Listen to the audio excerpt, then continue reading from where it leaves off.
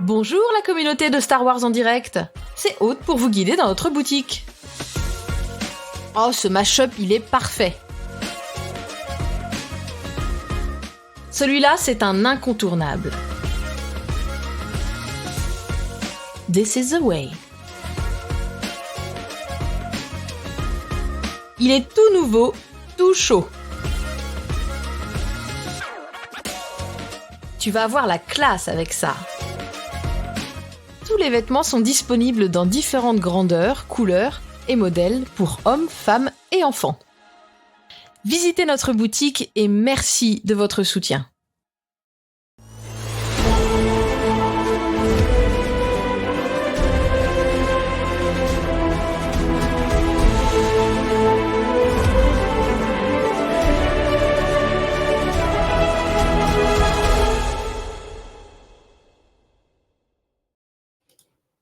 Bienvenue à Star Wars en direct, la voix du fandom Star Wars pour cet épisode littérature qui sera consacré aux comics, à l'album spécial 40e anniversaire du retour du Jedi, sorti tout récemment chez Panini.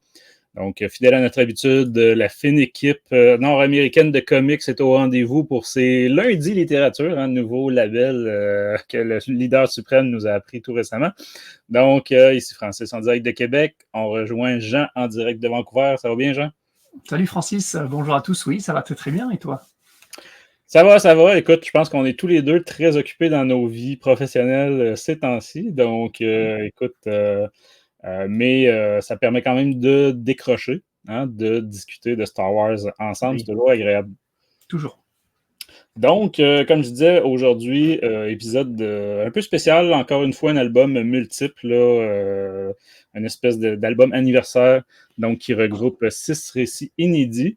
Avant d'aller plus loin, on va saluer nos partenaires de Star Wars Littérature Québec. Donc, on les salue.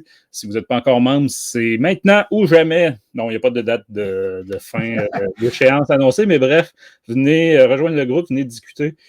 En particulier, je vais faire une annonce spéciale pour ceux qui aiment discuter des légendes, donc des œuvres des légendes. Il y a quand même peu d'endroits où, tu sais, même sur notre Discord, veut pas, on est quand même un peu plus porté à parler du canon, des sorties là, qui s'enchaînent tout le temps. Fait que voilà, venez discuter sur Star Wars Littérature Québec, entre autres des romans légendes. Un petit WhatsApp rapide, Jean? Oui, petit WhatsApp rapide.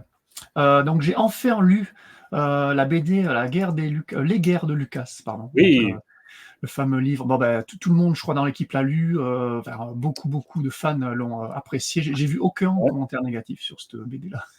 Écoute, non. Puis, tu sais, écoute, on pourrait croire des fois qu'il y a un petit côté, on se garde une gêne parce que c'est des artistes qu'on a rencontrés ou, tu sais, comme aussi des artistes français. Mais non, bon, déjà, personnellement, que ce soit des artistes français ou autres, j'en ai vraiment rien à foutre. Je vais avoir ce réflexe-là pour des Québécois, pas pour des Français. Mais non, blague à part, c'est vraiment un bijou. Écoutez, moi, je trouve ça risqué, parce que souvent, quand les critiques sont trop hautes, là, les gens ont des attentes trop hautes, puis vont être exactement. Mais moi, je pensais, maintenant, même ceux qui le lisent à rebours, là, il y a Loïc, je pense aussi, qui l'a lu récemment. On l'a lu en même temps, ouais. Fait que tout le monde est unanime, vraiment une super œuvre. Fait que sautez dessus si c'est pas encore fait. Puis en plus, pas spécialement si cher, là, malgré la qualité. C'est plus gros qu'un album Panini, par exemple. Fait que ouais, si c'est pas déjà fait sauter là-dessus. Toi, dans le fond, c'est que ça a été long à se rendre jusqu'à Vancouver. Oui, c'est ça. Disons que j'ai attendu la version digitale. Ah, ok. Donc, parce que voilà, moi, tu me connais, je collectionne assez, ça se voit derrière. En jeu vidéo. Si je commence à ajouter les comics, donc je lis tous les comics en digital.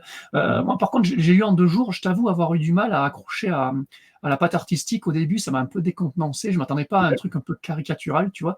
Mais ouais. L'histoire est... C'est le cartoon un petit peu, là. Ouais. Un petit peu cartoon, ouais. Mais en fait, l'histoire est tellement prenante que vous lisiez, c'est dur de décrocher. Moi, j'ai dû le lire en 2 jours parce que je voulais continuer une soirée, mais voilà, il fallait que j'aille coucher ma fille, donc j'ai dû m'arrêter, mais j'étais à fond, quoi. Et en fait, à la toute fin du tome, tu as aussi des essais avec différents styles, et dont un style plus réaliste. Et j'avoue que, en fait, le style caricatural un peu choisi correspond vachement à la BD, en fait. Je trouve que c'est très, très bien choisi, en fait. Donc Ouais. voilà, après un temps d'adaptation, ça a été très bien. Et moi, justement, j'espère qu'ils continueront et qu'ils feront un tome par film, parce que ça se prête très bien, vu qu'il s'est C'est ce passé qui avait tellement l'air de de choses. dire que c'était ça leur objectif. Fait qu'on Ah va leur ouais, ça serait souhaiter, bien. mais écoute, le succès est au rendez-vous, donc Et comme pour Loïc, on en a discuté entre nous, vu qu'on l'a lu quasiment en même temps là récemment, donc bien plus tard que les autres, on a eu la larme à l'œil à la fin, quoi, parce qu'on sait que le film va sortir, tu vois, mais tout le process, on connaissait quelques anecdotes, tu vois, je dirais que 50% des anecdotes du bouquin, on les connaissait, elles sont relativement connues, mais le reste est totalement inédit, et malgré le fait que tu saches que le film sort à la fin, avec le succès qu'on connaît, on a la boule au ventre et on a la larme à l'œil, ouais. quoi, à la fin, et je verrais très bien ça en film, en biopic, tu Ah, vois. c'est clair. Ouais. Donc, ouais, très très bonne Ah lecture. ouais, un jour ou l'autre. Écoute, c'est sûr qu'un jour ou l'autre, là, Ah ouais, des fois, ça attend la mort de la personne, là, mais ça, on le ouais, ouais. souhaite pas, évidemment. Non, Mais ouais, puis écoute, moi, je dirais, au-delà des années, t'as raison, là, pour les experts, les fans finis comme nous, on connaît énormément d'anecdotes, mettons, de tournages, des trucs comme ça. Mais il y a l'aspect personnel qu'on connaît moins. Vie personnelle de c'est Lucas, vrai. Mm. puis relations personnelles avec les gens, là, acteurs et compagnie. Mhm. Ça, je trouve qu'on en apprend quand même beaucoup. Oui, énormément, c'est vrai. Ouais. Ouais, Et avec sa femme, sa relation avec sa femme, et le ouais. fait que ça soit quelqu'un de relativement triste, moi j'ai trouvé très triste ce George Lucas pendant tout le film. Mhm. C'est quelqu'un de très discret, discret, ça on le savait, mais je pense pas qu'il était aussi tristoun, quoi. Il m'a fait un peu de la peine par moment, quoi. Mais bon, Ouais, ouais. c'était très bien. Fait qu'on vous le conseille. Écoute, moi, de mon côté, là aussi, c'est des lectures très rapides d'un seul coup, comme les guerres de Lucas. Mais moi, c'est manga. Hein, donc, j'ai reçu les deux plus récents mangas. En fait, bon, le deuxième volume de Un équilibre fragile est sorti depuis un certain temps. Mais le troisième, si on peut dire, en tout cas, c'est le prologue. C'est pas le numéro 3, là, c'est le prologue. Lui, il vient tout juste de sortir. Hein, il y a quelques semaines à peine. Là. Ouais, c'est Donc, ça. le temps de traverser l'Atlantique. Fait qu'il me reste, c'est ça, il me reste celui-là à lire, mais je dois dire déjà que le deuxième est meilleur et plus, comment dire, plus de contenu et plus qualitatif, là, c'est ça que le premier. Donc, je vous les conseille, hein, c'est vraiment des lectures rapides. Puis, je sais que j'entends des fois des gens, moi, les mangas, déjà lire en sens inverse, puis tout ça. Bon, je peux comprendre. Mais là, ici, c'est pas le cas. C'est vraiment adapté pour nous, occidentaux. Donc, c'est dans le sens normal. Ouais. Donc, C'est ça, oui, vu que c'est un American manga, ouais, ce ouais. manga est pas sorti au Japon, en fait, il est sorti que pour nous. Donc, c'est donc lecture normale, gauche-droite, au bas. Mm. Et pas même dessinateur, hein, donc c'est ça, ça fait de la variété. Fait que c'est ça, j'ai bien hâte de lire le troisième, qui est lié, comme vous voyez, au niveau des couleurs. Donc, à la deuxième phase là, de la Haute République, celle qui se passe 150 ans avant, si je me souviens bien. Fait que voilà, bien hâte de lire ça. Donc, écoute, avant d'aller de l'avant, petit point, comme d'habitude, des émissions récentes pour les auditeurs. Oui, et là, contrairement à d'habitude, il y a beaucoup, beaucoup de contenu là, sur Star Wars en Ah direct. oui.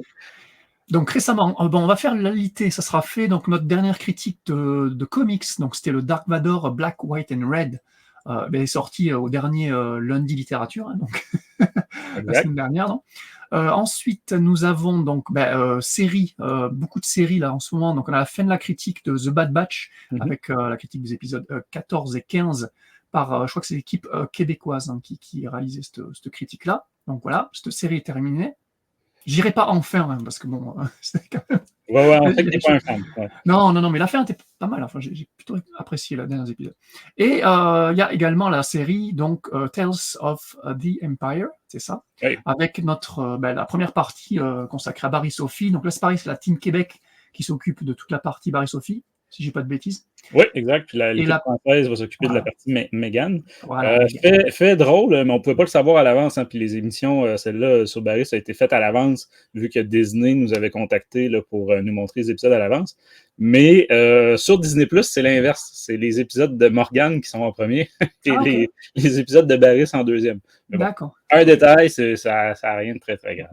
En tout cas, ce qui est cool, c'est que notre collègue et ami Sébastien Minot a fait donc une interview aussi disponible en Star Wars Oui. Express, donc sur YouTube, mais aussi en podcast. Donc c'est très cool. Hein. Généralement, les Star Wars Express sont en direct express sont réservés à la chaîne YouTube, mais là, il a sorti également en podcast. Donc l'interview avec Meredith Salinger, qui est la voix de Barry Sophie. Donc très très cool, un tout petit épisode Star Wars Express, très très intéressant. Ouais, puis tu sais, même si c'est court, faut quand même souligner le fait que elles ou ils ont, les organisateurs, étaient plus généreux avec nous qu'avec tous les podcasteurs et YouTubers américains. Donc, c'est quand même, on peut quand même dire un gros merci là, à l'équipe qui a organisé ça. Puis félicitations à Sébastien aussi. Une entrevue très intéressante. Sinon, écoute, ben c'est ça, là, comme c'est préenregistré, on ne sait pas trop là, quand est-ce que ça va sortir, mais il y a l'épisode aussi spécial sur QC. Sur QC, donc voilà. Donc, je cherche le nom, là, Génération Star Wars et Science-Fiction. Voilà. Donc, la fameuse convention en France, là, que nos auditeurs français, à mon avis, doivent bien connaître. Donc, comme vous le savez, chaque année, il y a une conférence de Star Wars en direct. Mais c'est ça, on ne connaît pas encore la date de sortie de la version podcast et vidéo. Là. Donc, mais ça ne serait tardé si ce n'est pas déjà sorti lorsque vous écouterez notre épisode d'aujourd'hui. Fait qu'écoute, on perd pas plus de temps, on passe en hyperespace? OK, on est parti. Oh crap! Prepare to jump into hyperspace on my mark. All right, stand by.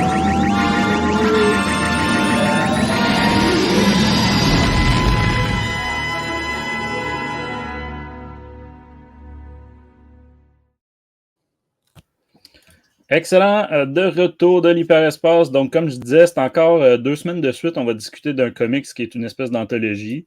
Cette fois-ci, c'est un spécial Retour du Jedi pour le 40e. Donc, c'est un 6 numéros. La semaine passée, on a mentionné le fait que l'album n'était pas au format normal. Hein, c'était un concept très, très graphique, donc il était en format plus grand. C'est encore la même chose ici, mais étrangement, c'est pas le même format. Donc, demandez-moi pas pourquoi. On n'a pas eu le temps de contacter Aurélien pour lui poser la question. Mais c'est un petit peu plus gros qu'un album Panini traditionnel. Et bon, c'est un 6 numéros, fait que c'est quand même 248 pages. Donc, le prix va avec quand même 32 €. Fait que c'est ça. Mais là aussi, vous aurez compris que c'est une espèce d'événement anniversaire 40e. Donc, et mentionnons, bon, je l'ai dit, c'est des histoires inédites, hein, mais c'est ça, faut le dire et le redire, parce que à la couverture, moi, je trouve qu'on sent vraiment une espèce de réédition de quelque chose de sorti dans les années 80-90. Évidemment, sur le derrière de l'album, c'est précisé, là, qu'est-ce qu'il y a dedans, mais c'est ça. Et étrangement, je ne sais pas si tu as remarqué, Jean, c'est la même couverture qu'aux États-Unis, ils ont sorti une espèce d'album uniquement des couvertures. Ah oui, c'est vrai. Et c'est vrai. c'était cette couverture-là qu'on voit à l'écran, utilisée par Panini. Aux États-Unis, c'est pas le TPB, si j'ai bien compris, c'est l'album graphique. Là. C'est vraiment les couvertures spéciales 40e. Fait que tout ça, puis pas juste des liés à, à cette année. Il y a plein de vieilles couvertures là, qui datent de la série de 2015, du Vader, du Star Wars, etc. Alors en fait, ouais, si je peux préciser sur ça, je pensais pas du tout qu'on allait parler de ça, mais c'est vrai que tu le rappelles, ce tome de couverture, en fait, c'est une compilation de toutes les couvertures, et en fait, l'année dernière, c'était donc les 40 ans du Retour du Jedi, et en fait, toutes les séries régulières, donc tu disais Afra, Vador, Bounty Hunters et Star Wars, présentaient chaque mois des couvertures, des variantes cover focus sur l'épisode 6. En fait, ouais, c'est que les séries de l'année dernière, 2023, qui avaient toutes ces variantes. Et ces variantes, il y en a eu une pelletée. Là, on vous en montrera quand on sera en partie cover sur la fin, quelques-unes. Mais il y en a eu enfin, je sais pas, je te dis une cinquantaine. Ouais, c'est hallucinant. Voilà. C'est trop pour les collectionneurs. C'est trop. Voilà. C'est vraiment pour faire des choix. Là.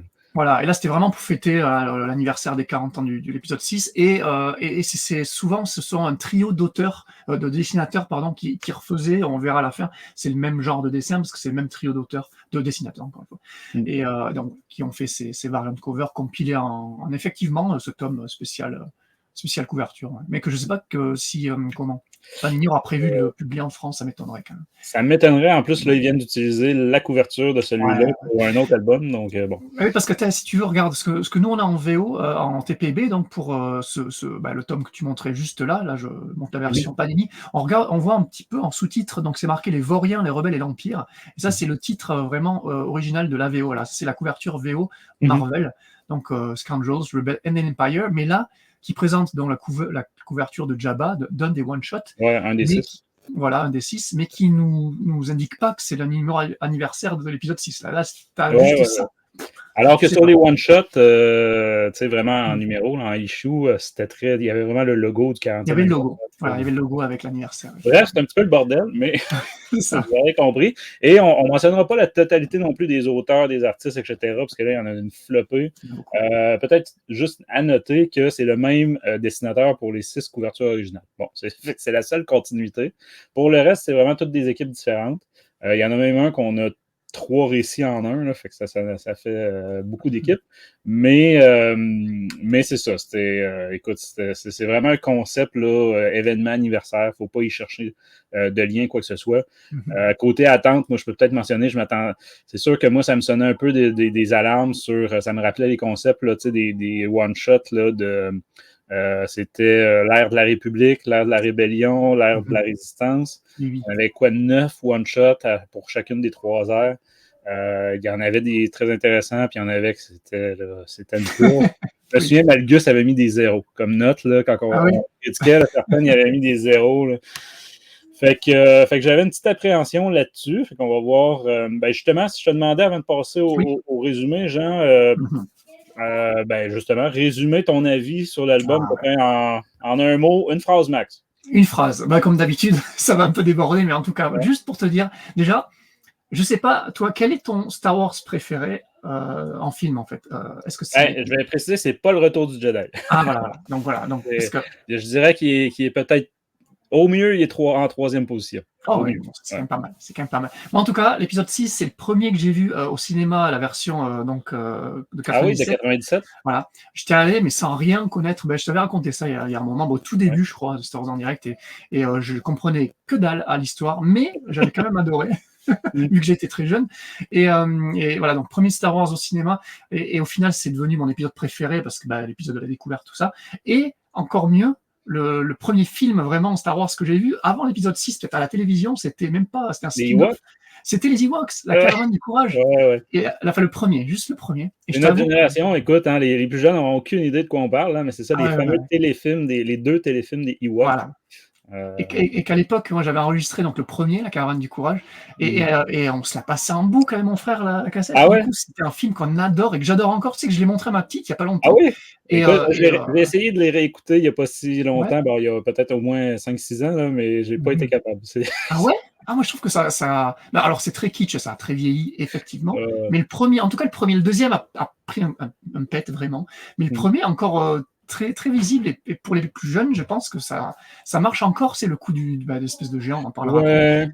Pour les plus jeunes, on va voir aujourd'hui, il va y avoir des références à ça.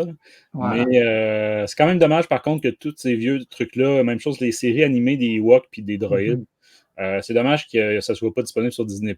Hein. Je trouve que ça serait parfait, là, je veux dire, mais bon.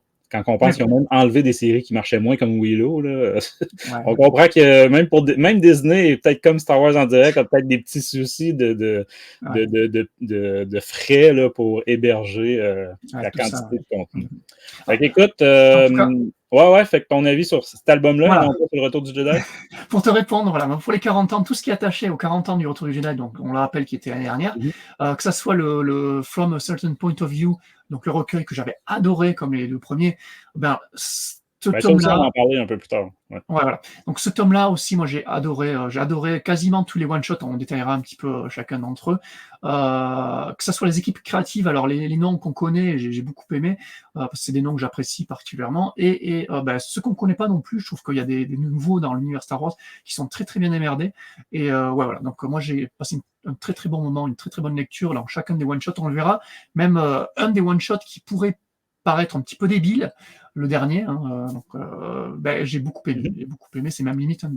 Écoute, je suis d'accord avec toi, on y reviendra plus tard, mais c'est un de mes favoris. Voilà. Écoute, moi, très, très brièvement pour résumer, ça ne sera pas mon comics favori, mais j'ai quand même été rassuré, donc par rapport à mes attentes, là, comme je disais, j'avais de l'appréhension pas mal. Fait que c'est ça. Il y a du bon, il y a du moins bon, il y a du inutile, j'ai envie de dire. Là-dedans. Mais écoute, c'est ça, on en parlera numéro par numéro. On va essayer quand même de survoler quand même, là, parce qu'évidemment, il y aurait à dire là, sur chacun. Comme on disait, c'est des artistes différents, des récits différents, etc. Fait que voilà. Si je te demandais, écoute, de y aller avec un résumé très rapide, on commence l'album avec c'était aussi l'ordre de chronologie que ça avait sorti dans le temps. Là. Oui. C'était un par mois, hein, de mars à août, si je me souviens bien. Fait qu'on commence avec Jabba. Jabba. Alors c'est marrant parce que tu as fait aussi un petit peu la même erreur que j'ai faite, c'est Jabba's Palace en fait. Parce Oui, qu'en c'est vrai. fait, on va plus suivre pas Jabba en lui-même, mais plus la vie des autres membres de son cartel, quoi, on va voir. Ouais. Donc, par contre, là, j'ai envie de nommer quand même l'auteur, c'est Mark Guggenheim, qu'on avait Oui. adoré sur Han Solo, Chewbacca et surtout Yoda. Donc, C'est vrai. Yoda, un tome qu'on avait aimé. Et justement, son dessinateur Alessandro Miracolo, qui est attaché à ce one-shot Jabba's Palace, mais il a aussi fait les numéros de Guggenheim sur Yoda. Donc, voilà, c'est la même équipe C'est créative. super beau. Moi, je peux tout de suite te spoiler mon avis sur ça. Ah oui. Là. C'est un des albums, j'ai beaucoup aimé le graphisme. Là. Ah oui, écoute, carrément. Mais ça sera le résumé que je trouve un peu long, que j'ai fait quand même le plus long de tous, hein, parce qu'effectivement, il se passe pas mal de choses. Donc, on commence le numéro juste après que les droïdes C3PO et R2D2 soient intégrés au personnel de Jabba the Hutt dans le film. Et on a la mention du précédent droïde interprète, là. Et pam, on revient un peu plus tôt dans une espèce de flashback. Le numéro sera un flashback où l'on va voir comment ce droïde qui précédait C3PO va arriver jusqu'à se faire désintégrer comme ce qu'on voit dans le film. En gros, c'est ça. Donc en gros, on a un Twi'lek qui s'appelle Sylvan Khan qui va arriver au palais, utiliser ce droïde-là pour arriver à ses fins un petit peu machiavéliques. Donc le méchant Twi'lek va lui promettre d'enlever une espèce de restraining bolt, une espèce de truc qui attache le droïde au palais de Jabba, parce que lui, le droïde, il veut s'enfuir, il veut s'échapper du palais, quoi. Il n'est pas très content d'être l'interprète de Jabba. En échange de ça, le droïde va devoir lui faire trois faveurs. La première, il va d'abord empoisonner le comptable de Jabba, comme ça, Khan pourra prendre sa place. Khan va ensuite avoir accès aux finances et grâce à ça foutre un peu le bordel dans le palais, montant les gens un petit peu les uns contre les autres. La deuxième faveur, donc, ça va être d'interpréter avec un Itorien. Donc un Itorien, c'est un membre du palais, et Khan va monter l'Itorien contre Jabba, va lui faire miroiter le trône et tout, et ça va arriver à la troisième faveur qui sera, il va demander au droïde d'infiltrer l'armurerie du palais pour dégoter un blaster pour le dit Itorien, pour qu'il puisse buter Jabba, en fait. Au final, l'Itorien va tenter le coup, mais évidemment, va se faire appréhender. Il va se faire avaler jeter dans le Sarlacc. Mais avant ça, il va révéler que Khan et le droïde font aussi partie du complot contre Jabba.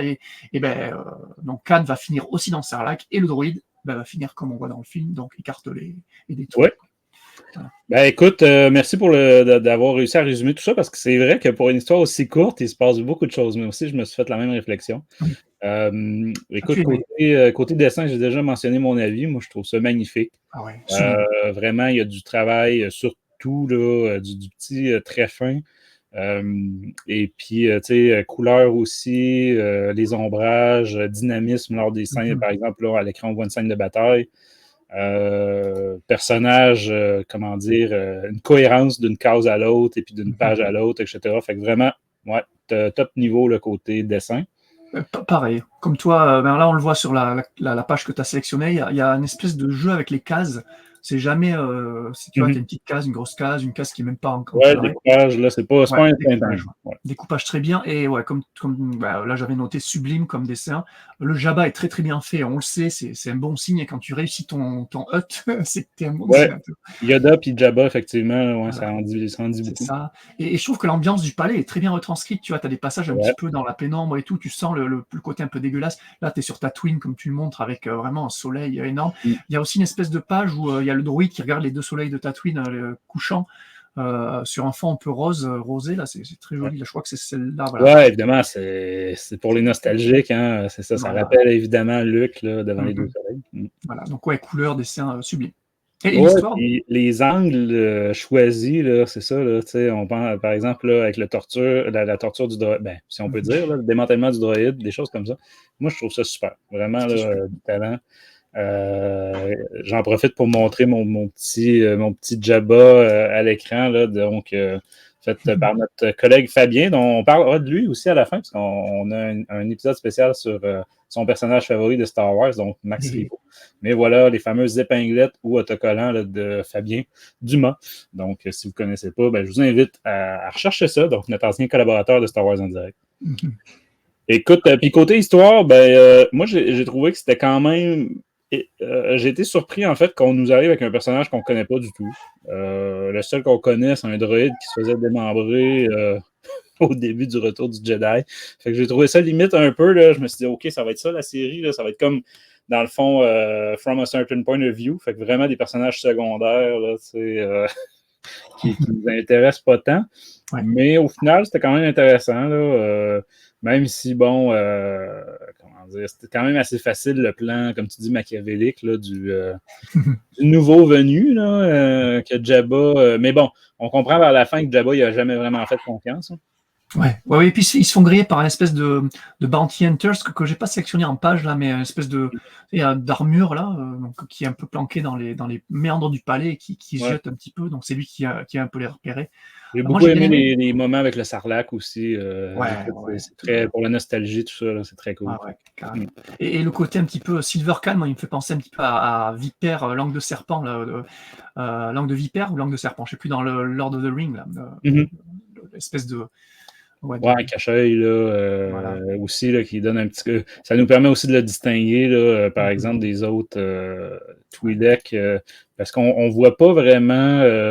Là, je cherche le nom, mais le second de Jabba. Là, Ah oui, Fortuna, c'est vrai qu'on. Oui, Bib Fortuna. Ouais, il est vite fait, mais il est vraiment secondaire dans cette histoire. Ouais, je pense qu'il fait juste une apparition, là, une page, puis on le voit plus. Fait qu'écoute, c'est ça. Fait que celui-là, quand je disais il y a du bon, il y a du moins bon, ben c'est ça. Celui-là, je me le mettrais quand même dans les bons. Oui. Mais on passe au deuxième. On passe au deuxième, les Ewoks. Et peut-être mentionner, intéressant, là, on le voyait moins sur parce que là, il n'y avait pas ramené la typo pour le TPB américain, là, que je montrais, celui de Jabba. Mais comme vous pouvez voir, c'est ça pour chacun. Ils ont ramené des vieilles typos de chacun. Il va en avoir un sur Lando. Ben, c'est la typo des 2 comics qu'on a eu sur Lando. Là, les Ewoks, c'est la vieille typographie là, des années, c'est ça, le fin 80, début 90. Fait qu'à chacun, c'est ça qu'ils ont fait. Là, fait que je trouve ça quand même très cool. Petit clin d'œil pour ceux qui vont se souvenir. C'est ça, c'est très cool. Voilà. Donc là, ce one-shot des Ewoks, donc pareil, là, j'ai envie de noter les artistes, enfin du moins l'autrice, parce que c'est Alyssa Wong, donc l'autrice de Dr. Aphra volume 2, hein, évidemment. Ouais. Et donc, fait surprenant pour un numéro de 30 pages, quand même, on a 6 dessinateurs. Donc bon, je vais pas les noter, je vais juste noter Rachel Rosenberg, qu'on connaît bien. Après les autres, c'est tous des nouveaux, quoi. Avec 3 styles. Alors en fait, il y a des duos de dessinateurs. Il y a 4 histoires, on va dire, c'est ça. compilées. L'histoire au présent et 3 histoires racontées à des enfants. Voilà. Donc, le résumé sera très rapide par contre, hein, parce que c'est déjà un numéro original. Déjà, il faut le noter. Donc, c'est un one-shot totalement muet. Il n'y a aucun dialogue dans cette histoire-là. Donc, en fait, pour le résumé, ça va être très simple. Les Ewoks vont être réunis. Tu disais pas de dialogue, excuse-moi de te couper. Je me suis demandé, là, c'est tellement efficace que je me suis demandé si c'était pas les gens qui font les instructions de chez Ikea. Qui l'avaient scénarisé là, ou qui avaient fait des dialogues. Parce qu'on comprend très bien. Il y a un petit côté pour enfants, là, dans le sens, aucun dialogue, mais on comprend toutes les intentions, tout ça. Donc, oui, c'est pas gênant. Le fait de ne pas avoir de dialogue, ça marche pas mal avec le côté Ewoks. Donc en fait, les Ewoks sont réunis autour d'un feu pour une série d'histoires. Donc la première histoire, c'est le conte des Woklings. On y suit l'Ewok Falou qui va rencontrer Imi, qui est d'une autre race qui s'appelle la race des Duloc, qui est une race aussi d'Andorre rivale des Ewoks.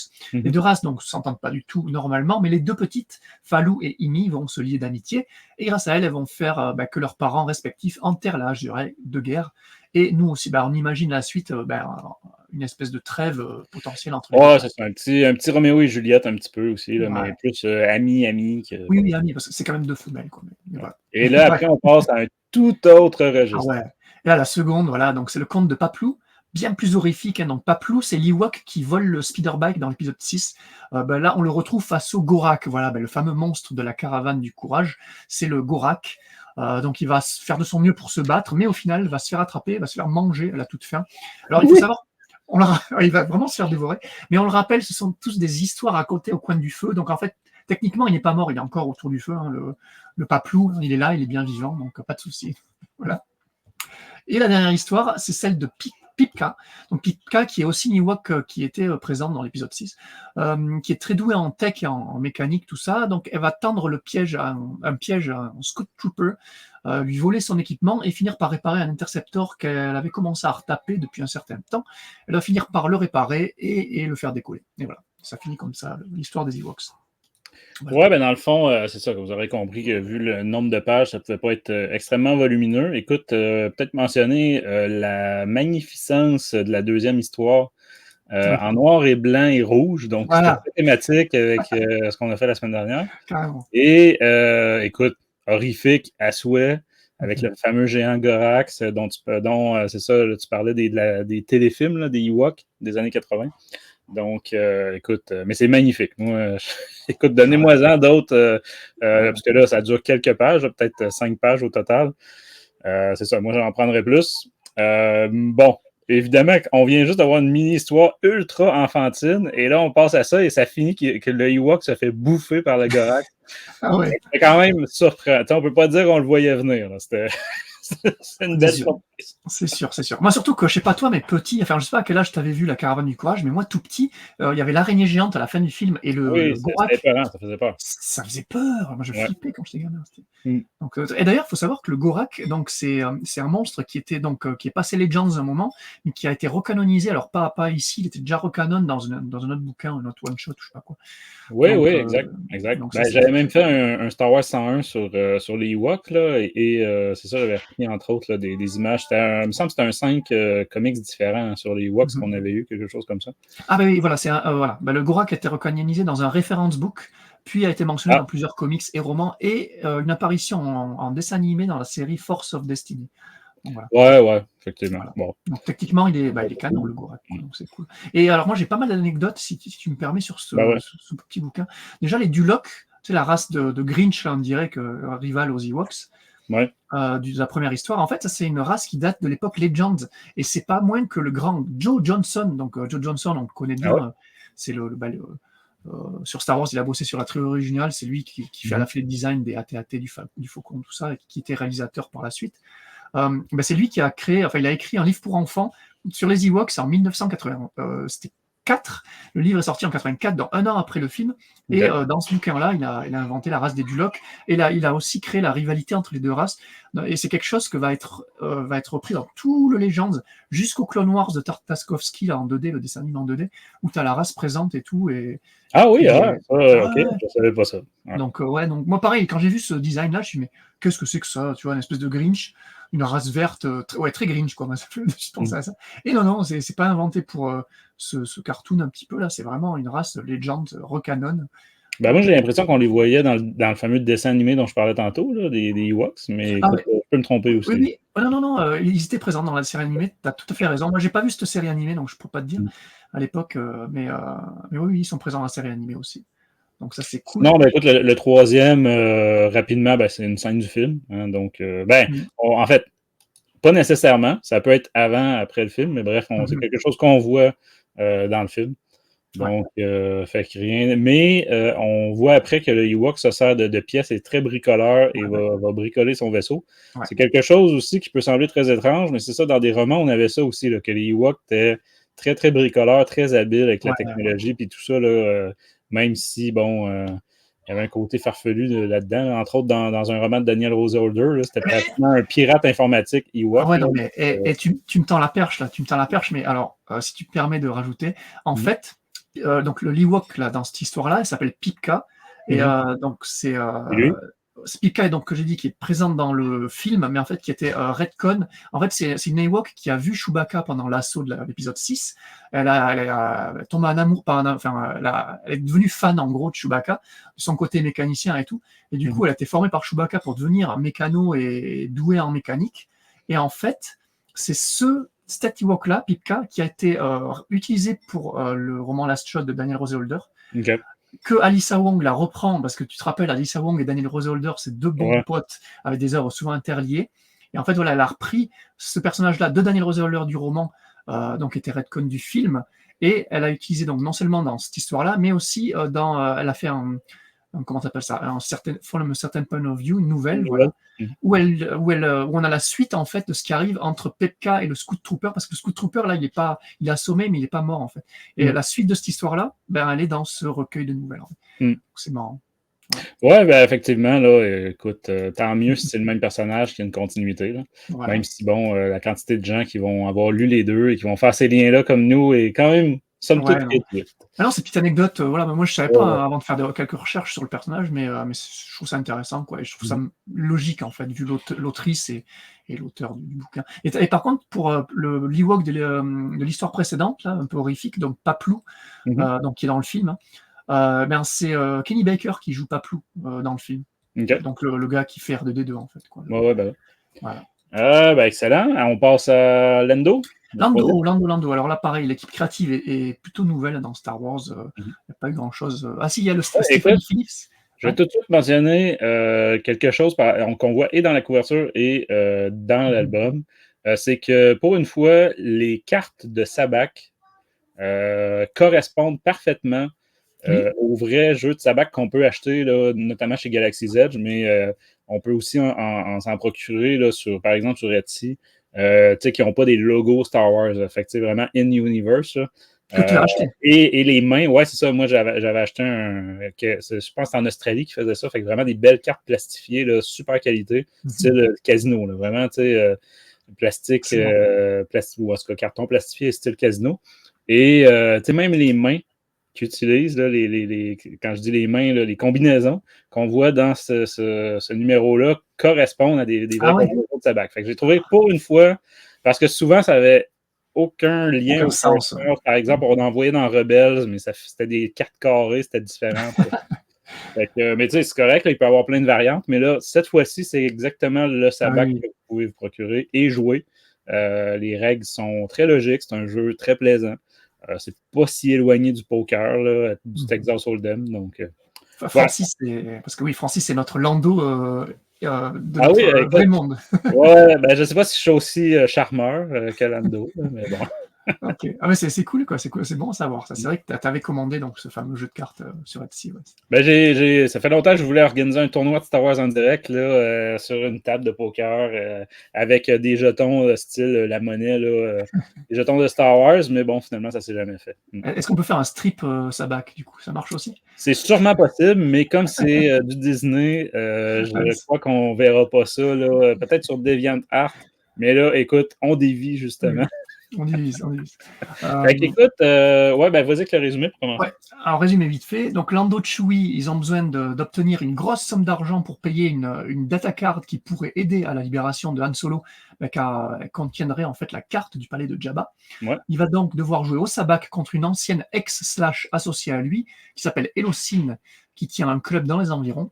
Par contre, si Lando perd la partie, Chewbacca devra bosser pour Elosine pendant 10 ans. Rien que ça. Donc la partie se déroule, Lando a l'air de gagner, mais ou de tricher, on ne sait jamais, c'est souvent ça avec lui. Mais les impériaux arrivent et interrompent le jeu. Petite baston où Elosine va s'allier à Lando et Chewie contre les impériaux, et au final, Lando et Chewie vont arriver à s'échapper, et Elosine va réussir à mettre la main sur les plans du palais de Jabba et les envoyer à Lando. Voilà. Ouais, ben tu sais, écoute, c'est un scénario très correct pour un one-shot.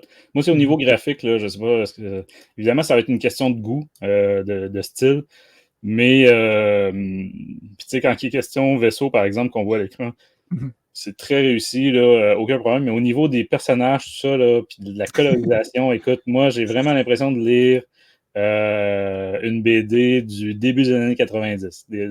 Années 80-90, là, et pas une BD comics sérieux, de genre Batman, etc. Là, on est dans le style Archie et compagnie. Des couleurs limite fluo, des dessins très plats, aucune texture, là, puis au niveau de la colorisation, c'est vraiment là, flat, permettez-moi l'anglicisme. Écoute, je sais pas si toi t'aimes ce style-là. Là. C'est pareil, comme toi, je le rapproche à un style, j'aime bien dire vintage, tu vois, pour pas trop manquer de respect.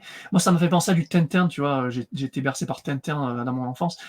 Quand tu vois les personnages, Plus coloré. Voilà, alors oui, niveau couleur, ouais, on est complètement Ouais, dans un truc très, très années 70. Ouais, le violet, là, ça agresse les yeux presque.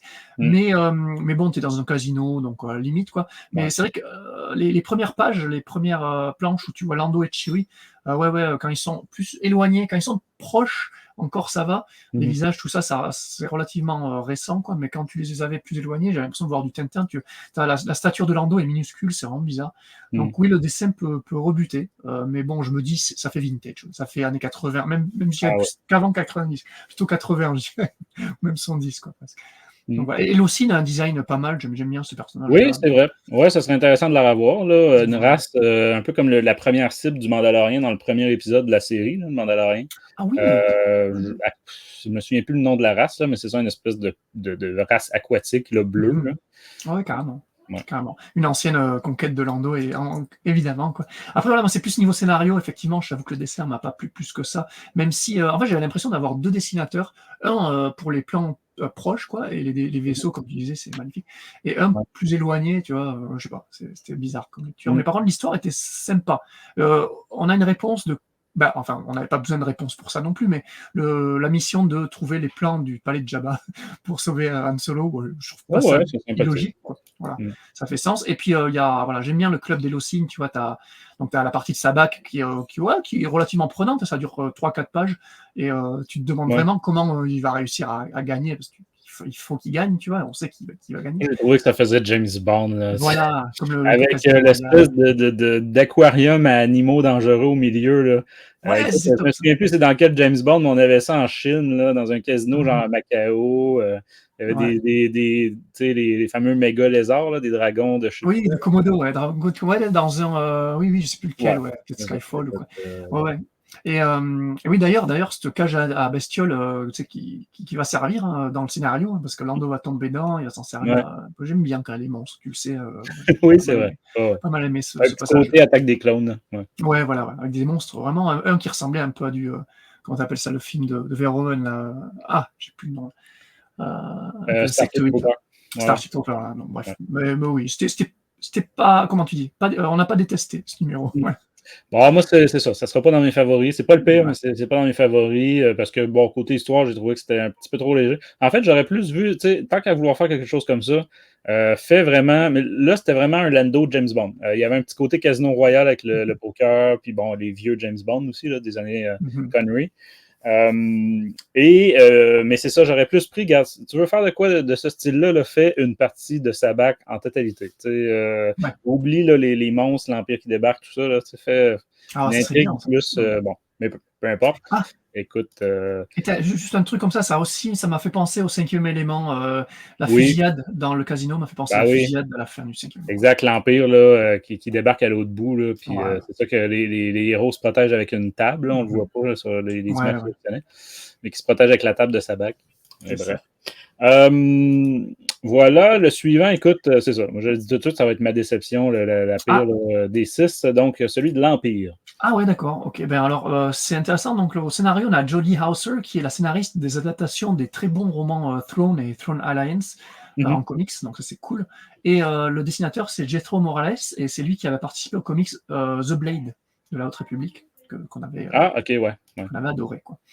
Résumé, donc une escouade impériale en compagnie d'un jeune bleu du nom de Rilo Grant de la compagnie experte en communication Grant Technology se rendent sur Endor dans la station du générateur de boucliers de la Death Star, là, le lieu qu'on voit dans le film. Il va devoir bosser pour l'Empire dans une ambiance un peu pourrie, hein. Il n'arrive pas vraiment à s'intégrer. Il va même faire la rencontre musclée avec un Ewok, vite fait. Et pour pouvoir se faciliter la tâche plutôt redondante de son travail, il va faire une manipulation qui va lui révéler en fait la Death Star, hein, le projet sur le quoi il travaille sans vraiment le savoir. Et ça va alerter les autorités de la station qui vont le prendre pour un espion rebelle et le faire emprisonner. Voilà. Ben écoute, quoi dire? Ben côté, t'as parlé de Jethro Morales, là, qui avait fait la BD de Blade. Moi, c'est pas un style que j'aime beaucoup, même si c'est réussi. Dans le sens que c'est pas botché, c'est pas fait à moitié, là. Il y a du travail, tout ça, mais c'est ça, c'est un style au niveau des visages, tout ça, que j'aime moins. Là, après, ben ça, c'est chacun ses goûts, là, hein, mais c'est ça, il n'y a pas de paresse grossière, là, je trouve. Par contre, c'est ça, l'histoire, j'ai vraiment pas compris l'intérêt. C'est vraiment, là, je me demandais, OK, on va-tu avoir de quoi de spécial à la fin, une quelconque, un twist, une révélation. Finalement, c'est juste qu'il est tellement efficace qu'il découvre des choses qu'il n'est pas censé découvrir et ça se retourne contre lui. Et aucun personnage connu de A à Z, en fait, c'est le seul personnage qu'on suit. Les autres, c'est des Stormtroopers, des droïdes, des choses comme ça. Vraiment, là, je suis repassé par-dessus en me disant, mais j'ai dû manquer quelque chose. C'est quoi l'intérêt de cette histoire-là? Mais bon, je sais pas ce que tu en as pensé. Ben justement, je voulais te demander, t'as pas eu ce petit effet, moi, le fait de... C'est bête, mais l'histoire d'un gars lambda au sein de l'Empire, moi, déjà, ça me plaît de voir ça, tu sais, voir un peu comment l'Empire fonctionne de l'intérieur. Et moi, ça fait énormément penser à la série Andor, notamment les passages avec l'ISB, avec Dedra et Cyril. Je sais pas si ouais, parce que on l'a pas dans les images sélectionnées là, à l'écran, mais effectivement, il va y avoir un officier du BSI, là, donc les habits blancs. Là. Ouais, ça fait penser à ça, en fait. C'est les gars de l'Empire, les no-name qui font leur taf et qui, voilà. Donc moi, je trouvais ça plutôt sympa, tu vois, de connaître un peu le quotidien de ces gens-là, qui sont là sans vraiment avoir eu le choix. On apprend que la compagnie de son père, voilà, a été prise en otage par l'Empire, hein. Donc c'est ça qui l'oblige à y aller, quoi. Mais ouais, puis le côté prison à la fin, moi, tu vois, je pensais que le vieux, là, en prison, qui lui parle, le barbu, c'était le personnage joué par Andy Serkis, tu vois, le No Way Out, tu vois. Je sais pas, je m'attendais à une révélation comme ça, mais même pas. On va attendre la deuxième saison d'Andorre pour voir si t'as raison. En tout cas, ouais, non, c'était pas... Ouais, j'ai pas détesté non plus, tu vois. J'ai trouvé ça intéressant, le fait que le gars, il est ultra bon dans son taf, il est très très bon dans ce qu'il fait, et en fait, son efficacité va être... c'est ça qui va lui être reproché. Trop compétent pour l'Empire. Trop voilà, donc bon. Ben, en fait, c'est ça, il aurait fallu qu'il ait travaillé pour Tron, et non pas pour... C'est ça. Pour Bref, voilà, écoute, c'est ça, chacun son interprétation de ça, là, mais c'est ça, pour moi, c'est vraiment le comics le plus faible des 6. C'est vrai, c'est celui que tu as le moins aimé. Okay. Ensuite, on vient de passer sur l'Empire. Il y en a un autre qui s'appelle Rébellion. Et ben voilà, moi, ça sera celui-là, celui que j'ai moins aimé de tous, mais pas détesté non plus. Je vais t'expliquer pourquoi. Déjà, l'auteur, c'est Alex Segula, et tu vois, on va en parler un petit peu après. C'est l'auteur du très très bon. Enfin, moi, j'avais beaucoup aimé le young adult novel Free Fall, Poe Dameron. Ouais, j'avais pas tant aimé. Ouais. T'avais pas tant aimé que ça? Ah, ok. Mais là, je comprends pourquoi tu le mentionnes, parce qu'évidemment, on va retrouver des personnages important dans l'histoire de Freefall. Voilà, exactement. Et pas mal de personnages tu as. Et là encore, on a 3 dessinateurs donc, que je nomme pas, mais qui n'ont pas fait d'autres trucs Star Wars. Donc bon, c'est bizarre. Okay. Là, parce qu'il n'y a pas vraiment l'intérêt d'avoir 3 dessinateurs, contrairement aux Ewoks. Non, j'ai pas compris. Ouais. Voilà. Donc, résumé, sur une planète de neige, donc un chasseur de primes à Anjou, Mon Mothma. Il va tirer sur Mon Mothma. On est 3 jours avant la bataille d'Endor, mais voilà, juste avant de la shot, on remonte en fait 3 jours en arrière, en orbite de Solust avec l'amiral Akbar qui reçoit l'info que la vie de Mon Mothma est en danger. Donc lui, il va lui en faire part. Mon Mothma ne veut pas évidemment gaspiller les ressources de la rébellion pour la protéger elle seule, tu vois, elle est très altruiste comme personne, donc elle veut pas qu'elle soit le point d'attention du truc. Mais Akbar va quand même demander au couple Shara Bey et Kes Dameron, qu'on adore, de trouver qui en voudrait à la vie de Mon Mothma. Et donc, ils vont faire leur petite enquête, et ils vont remonter la piste jusqu'à s'interposer à ce moment clé où elle va se faire shot et empêcher évidemment l'assassinat de Mon Mothma, parce qu'on la voit dans l'épisode 6 quand même. Et voilà, en gros, c'est un peu l'histoire de ce one-shot-là.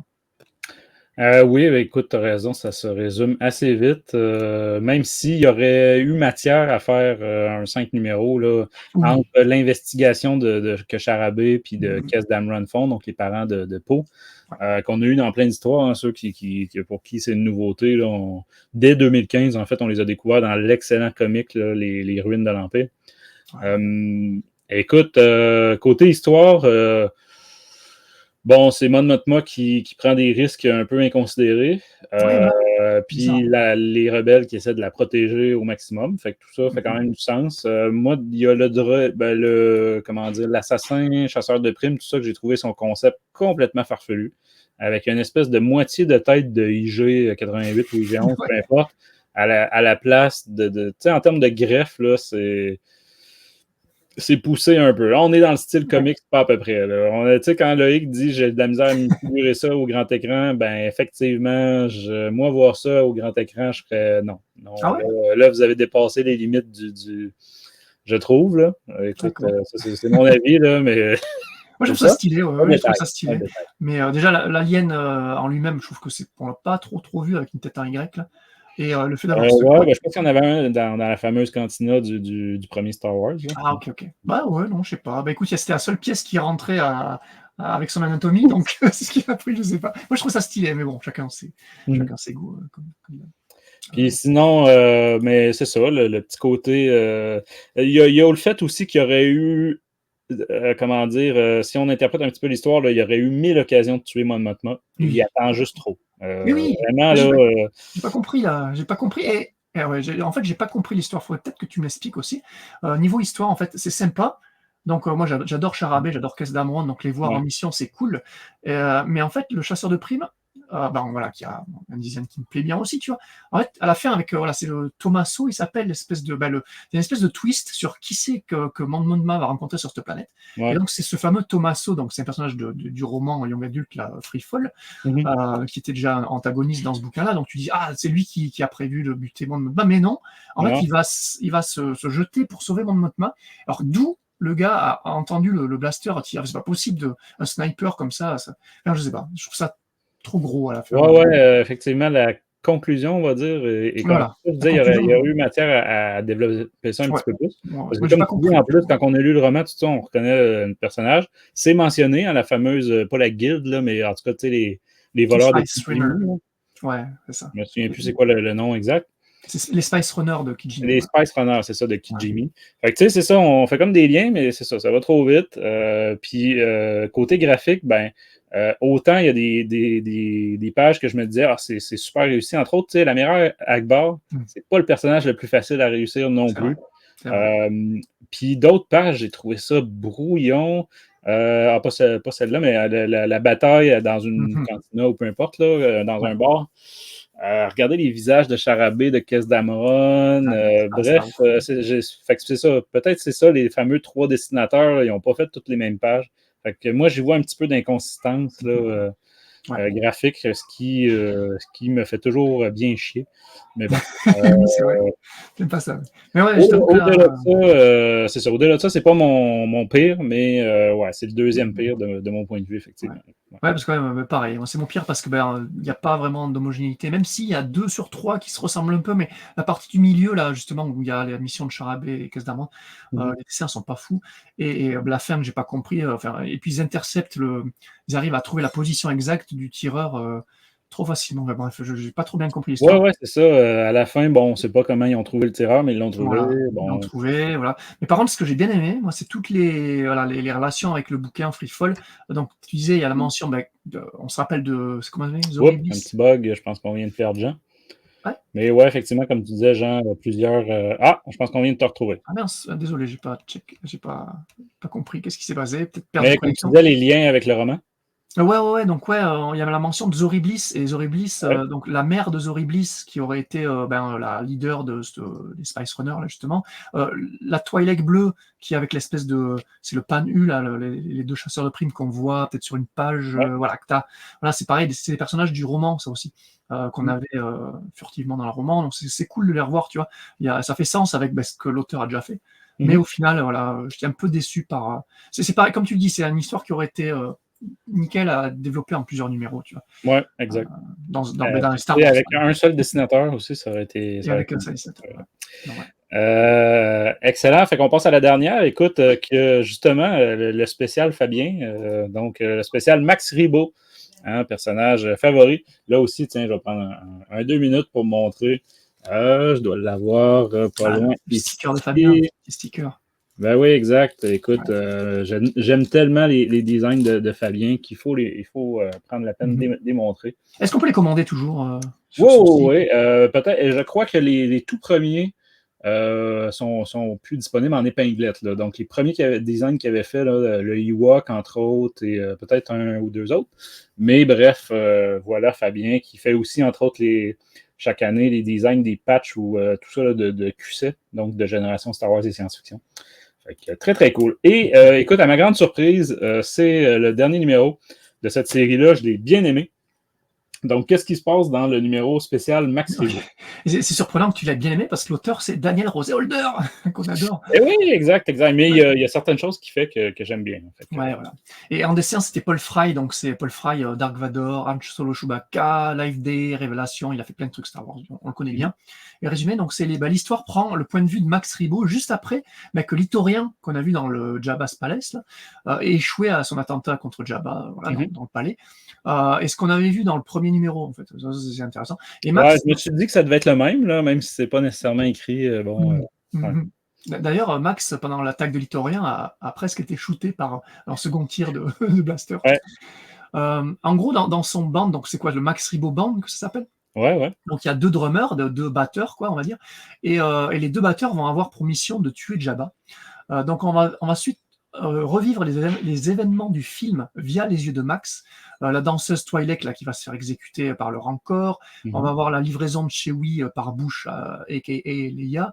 On a Leia qui va délivrer Han Solo, évidemment. Entre-temps, Max va aussi vouloir tuer Jabba en l'empoisonnant, mais un des 2 drummers là, du groupe va vouloir le tuer avant, et l'autre drummer, en fait, lui, il appartient à une espèce de clan local, là, de Tatooine, qui a besoin de l'influence de Jabba, donc qui a pour ordre de ne pas buter Jabba. Donc en gros, les deux drummers vont se foutre un peu sur la gueule, et au final, vu que c'est Leia qui va tuer Jabba à la toute fin de ce numéro-là, eh bien, le groupe va pouvoir être libre de Jabba, et va se séparer à la fin. Donc, les membres du groupe sont tous sains et saufs, mais ils sont séparés.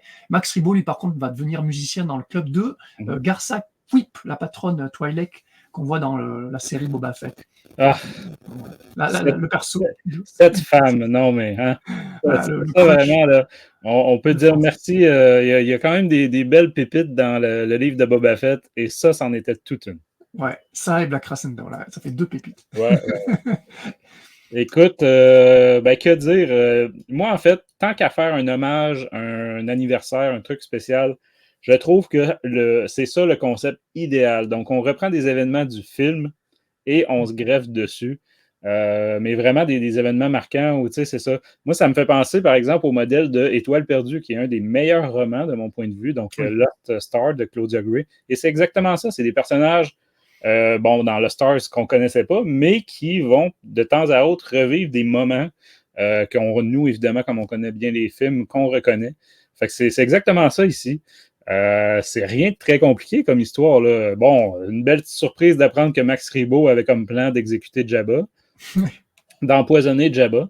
Il y a un petit côté touchant aussi là, dans ses comment dire. C'est un personnage très là, tu sais, c'est ça, c'est pas un personnage héroïque avec du charisme, etc. Là. Fait que moi, c'est vraiment une super belle surprise, ce numéro-là, ce comics-là. Côté graphique aussi, le plus beau. Pour moi, c'est vraiment magnifique. Le Paul Fry fait une super job. Même chose, Carlos Lopez aux couleurs. Ici, par exemple, on a la Twi'lek qui tire sur sa chaîne, qui va être exécutée. Et à la toute fin, c'est l'inverse. On a la fameuse scène de Leia qui exécute Jabba. Même style, mais là, évidemment, c'est qui tire sur ses chaînes pour tuer Jabba au lieu de finir dans le puits du Rancor. Et les deux en version ombragée, quoi. On va dire en ombre chinoise, là, même si c'est pas ça du tout. Là, mais bref, c'est super beau. Hein. Ouais, non, c'est ça. Fait que moi, pour moi, là, ce numéro-là, c'est le one-shot parfait. Écoute, numéro 1, nickel. Puis, c'est ça, le fameux clin d'œil à la série, le livre de Boba Fett, mais à quelque chose d'excellent dans le livre de Boba Fett, pour nous rappeler que Max Rebo a une suite là, après. Est-ce qu'on le voit dans la série? Je ne sais plus. Oui, c'est ça, on le voit justement dans ce bar cantina là. C'est un peu l'artiste vedette là. Fait que, non, écoute, ça avait marqué les esprits quand on avait vu Max Rebo à nouveau. Puis écoute, sur le côté comment dire, on a mentionné en début d'émission là, From a Certain Point of View, il y a une histoire de Max Rebo là-dedans. Et écoute, j'essaie de fouiller dans ma mémoire, mais je me suis demandé si il y avait du Redcon ou si c'était cohérent. J'essaie de me souvenir l'histoire de Max Rebo. Alors là, j'ai aucun souvenir non plus. Il faudrait vraiment la réécouter. Là, pour rappel, les From a Certain Point of View, c'est 40 histoires, donc 40 nouvelles là, sur 40 personnages secondaires. Mais parce que là aussi, c'était Max Rebo dans le palais de Jabba. C'est ça. Moi, ça m'allumait quelques liens, là, mais c'est ça. Il faudrait vraiment que je la relise pour voir s'il y a un quelconque là, truc qui concorde pas. Mais bref, entre autres, avec From a Certain Point of View et cet album-là, on se rend compte à quel point Jabba avait des ennemis internes en quantité. Hein. C'est logique. Hein. Les droïdes, les aliens, tout le monde voulait tuer Jabba. C'est ça. Bah oui, c'était un peu le parrain de la mafia locale, quoi. Donc ça fait sens. Ça fait sens. Mais comme toi, moi je trouve que ce numéro, avec le premier Jabba's Palace, ça fait un très très bon diptyque. Et les deux sont magnifiques. Bon, là, c'est le style de Paul Fry, qui est un petit peu différent du premier dessinateur, mais qui un très bon diptyque, les deux. Ouais, puis une fois en album, les 6 ensemble, ben, ça vient clore. Le premier, c'était Jabba. Puis là, c'est ça, on ramène même une scène du premier. Fait que non. Ouais. Chapeau pour la fermeture. Voilà. J'aime bien le fait que on apprend un petit peu qui sont les membres du Max Rebo Band, tu vois, on n'avait jamais trop l'histoire sur eux. On avait les autres musiciens là, que je pourrais montrer plein d'autocollants de Fabien. Là, mais voilà. Et il y avait aussi les deux drummers, comme tu dis, là, les deux aux percussions, j'ai pas souvenir que dans le film on les voit tant que ça, mais il faudrait que je réécoute. Écoute, de la race du pirate. Un wiki, là, ouais. Voilà. Et un truc aussi, mais tout bête. Oui, puis l'autre nouvelle race qu'on a de plus en plus, là, qui fait un peu chien, là, molosse. Là. Je pense que c'est dans Le Mandalorian qu'on les avait vus. L'épisode des 7 samouraïs là, dans Le Mandalorian, c'était cette race-là qui attaquait un village. Ouais, tu vois, je pensais que c'était la race des gardes du palais de Jabba, là, mais en plus grand, non. Non, c'est ça, c'est des espèces de un peu style bulldog. Là. Ah, ok. Le Gamoréen, je pensais que c'était un Gamoréen un petit peu mastoc, tu vois, mais non, c'est pas lui. Ok. Par contre, et d'ailleurs, il y a aussi le mentor de Max Rebo qui est de la race de Sebulba, donc ça, c'est très très cool, j'aime beaucoup cette race-là. Ouais, on voit ça à un moment donné. Le Doug, et alors, un truc très bête, mais moi, j'ai jamais pensé que Max Rebo était juste bipède et qu'il jouait. Il jouait avec ses pieds, en fait. Je pensais vraiment qu'il avait deux. Alors, tu vois, la case où on le voit, on le voit là sur deux pieds, et j'ai fixé sur cette case, je dis, mais attends, c'est quoi cette anatomie là? Et j'avais jamais fait gaffe avant de lire ce one-shot-là. En fait, c'était un éléphant bleu avec seulement deux pieds. Je pensais vraiment qu'il y avait deux mères aussi. Quoi. Bref, c'est très con. Mais voilà. Ouais, non. Je pense qu'on avait déjà vu quelque chose comme ça, peut-être dans un autre comics, mais ouais. Écoute, avant de donner des notes, tu avais sélectionné des couvertures variantes, des choses comme ça? Ouais, voilà, donc les couvertures variantes. Déjà, celui qui a toutes les couvertures régulières que tu as montrées là, c'est Ryan Brown qui a fait donc ce style très très réaliste, ultra réaliste. Qu'il avait déjà utilisé dans son Eye of the Storm de Charles Soule. C'était seulement 2 numéros, et c'est là où tu avais un Mark Henro vraiment ultra réaliste. Mais là, pareil, on a ce style très réaliste pour chacun des numéros. C'est impressionnant. Moi, je pensais parfois, pour Lando, par exemple, c'est vraiment une photo, en fait. Enfin, c'est vraiment ultra réaliste. Regardez, entre autres, le visage à Chewbacca. Là, c'est superbe. Hein. Superbe. L'Ewok aussi, voilà, quoi.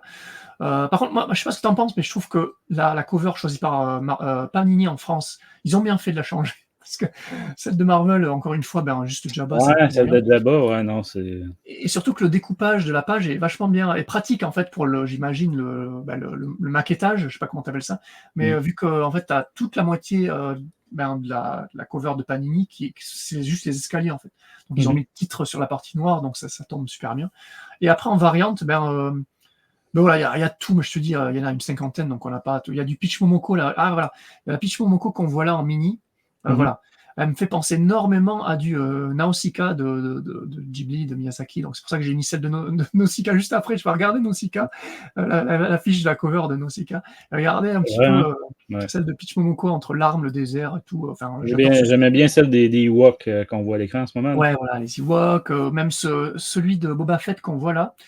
C'était pour le palais de Jabba. C'est Alex Maliv, donc tu avais beaucoup aimé ça, Dark Vador Black, White and Red avec le casque décasqué. Oui, c'était D'ailleurs, je me suis aperçu là, que c'est en fait en Europe, pas juste en France, vous pouvez commander une édition spéciale de l'album qu'on a critiqué la semaine dernière, et c'est cette couverture-là dont tu parles, là, mais c'est que sur le site de Panini. C'est que sur le site, c'est ça. Donc, et la dernière fois que moi j'ai fait ça, que j'ai fait venir par quelqu'un un numéro spécial comme ça qui était trouvable juste sur le site de Panini. Ça m'a coûté les yeux de la tête pour faire traverser l'océan à ça. Là. Donc cette fois-ci, je vais attendre la version normale. C'est ça. Donc voilà, après on a les fameuses, tu sais, c'est les couvertures que tu peux relier, tu sais, en frise. Là. Ouais. Donc ça c'était pas mal, il y a les Lando qui sont magnifiques aussi, donc il y a vraiment de variantes cover plutôt sympathiques. Là, là tu vois un petit peu les variantes avec Mon Mothma en mode affiche Star Wars un petit peu, Max Rebo aussi encore très beau, et donc bon, j'ai mis que celle-là, mais voilà, c'est un petit peu le genre de couverture anniversaire qu'on avait tout le long de l'année dernière. Ouais. Donc voilà, j'ai plus les noms des 3 auteurs, mais bon, c'était un style très mainstream. Hein. Il n'y a pas vraiment de style particulier. C'était très enfant aussi ici. Hein. Ah oui, c'est vrai, ça c'est Pitch Moko. Petit poney. Là. Ouais, Ewoks version Pitch Moko, donc très, très joli encore une fois, aquarelle. Donc très jolie couverture. Je ne sais pas si la version Panini présentera autant de couverture à la fin. En tout cas, la version anglaise, en VO, Marvel, t'en as une chier. T'en as tellement que t'as vu, ils ont compilé en 4 par page. Quoi. Voilà, donc très jolie couverture. Excellent. Écoute, à ce moment-là, si tu te demandais de donner une note alors, à ta lecture. Je vais faire comme toi, mais j'aime bien donner une note, une appréciation. Tu vois. Alors, j'ai mis en 16 sur 20. Tu vois. Donc, excellente lecture me concernant. Je conseille évidemment la lecture de ce tome à tous les amoureux de l'épisode 6. Moi, je pense que si tu es fan de l'épisode 6, je pense que tu peux trouver ton compte dessus. J'ai trouvé le numéro des Ewoks vraiment couillu, tu vois, plutôt original, donc ça j'ai bien aimé. Sachant que le côté Ewoks numéro muet, moi j'ai commencé à lire, je te raconterai ça dans un WhatsApp prochain, les séries originales c'est 1985, je crois, des comics Ewoks qui sont sortis aussi, donc il y a 14 numéros. Et là ils parlaient tous, tu vois, ils parlent tous on t'imagine dans leur langue, mais tu arrives à les lire quand même. Tu vois. Et c'est très intéressant. J'ai hâte de t'en parler de ça. Quoi. Et voilà. Donc, ça reprenait le design de la série animée, les Ewoks et tout. Quoi. Et voilà. Et donc, comme je disais, le diptyque Jabba, Max Rebo, excellent. Et un très bon Empire, moi, qui m'a fait penser à Andorre, donc ça faisait plaisir. Le Lando qui était sympathique et le Rébellion qui, malgré la fin, laisse la part belle au couple d'Ameron qu'on adore. Donc, une très bonne lecture. Donc, 16 sur 20 pour moi. Excellent. Je suis pas mal dans les mêmes notes que toi. Moi, je vais lui donner un 15 sur 20. Un 75% là, parce que c'est ça. Mais c'est ça. C'est sûr que les numéros anthologiques, j'ai du mal. Évidemment, il ne faut pas les comparer avec une histoire continue, que c'est, mettons, le numéro 5 sur 8. Là, puis c'est ça, comme j'ai dit, certains bons, certains moins bons. Même chose au niveau, autant au niveau histoire qu'au niveau graphique. Ça se conclut super bien sur le fameux numéro de Max Rebo, à mon avis. C'est vraiment, si ça avait été ça, avec 5 autres personnages, les autres, ça aurait été beaucoup mieux de mon point de vue. Tu sais, même Lando, c'est un personnage que j'adore, mais au final, est-ce que, tu sais, tant qu'à faire de quoi sur des personnages secondaires, c'est ça, le fait d'en pas un sur Lando, c'est un personnage principal. Il y a eu 2 mini-séries sur lui. La série Star Wars actuelle, on se le cachera pas, c'est beaucoup sur Lando. Là. Fait que, tu sais, c'est ça, Jabba, l'air de rien, bon, il n'y a pas de numéro que sur lui, là, mais on en a eu beaucoup aussi, lui, des one-shots dans plein de séries, là, à gauche, à droite. C'est vrai, hein. Maintenant que tu le dis, c'est vrai que genre les personnages plus importants, enfin genre Niam Num, tu vois, un épisode sur Niam Num, un épisode sur des personnages de l'épisode 6 un peu moins marquant que Lando. C'est vrai que Lando, c'est un peu le seul des 6 là. C'est vraiment un personnage principal mis sur le devant de la scène. Ouais, c'est ça. Puis tu sais, même Kess, Dameron, puis Charabé, que j'adore, c'est des personnages que j'aime beaucoup. Ça reste que eux aussi sont vraiment en vedette dans la série Star Wars actuelle. Tu sais, avant, c'était des personnages qu'on avait juste dans des choses exceptionnelles. Là, c'est des personnages permanents. Ils sont pas dans tous les numéros, mais sont très, très réguliers dans la série actuelle de Star Wars. Fait que c'est ça. Moi, j'aurais plus pris ce qu'on a à la fin de celui-là comme Max Rebo, là, un personnage qu'on connaît, mais qu'on connaît juste de nom, tu sais, ou d'apparence.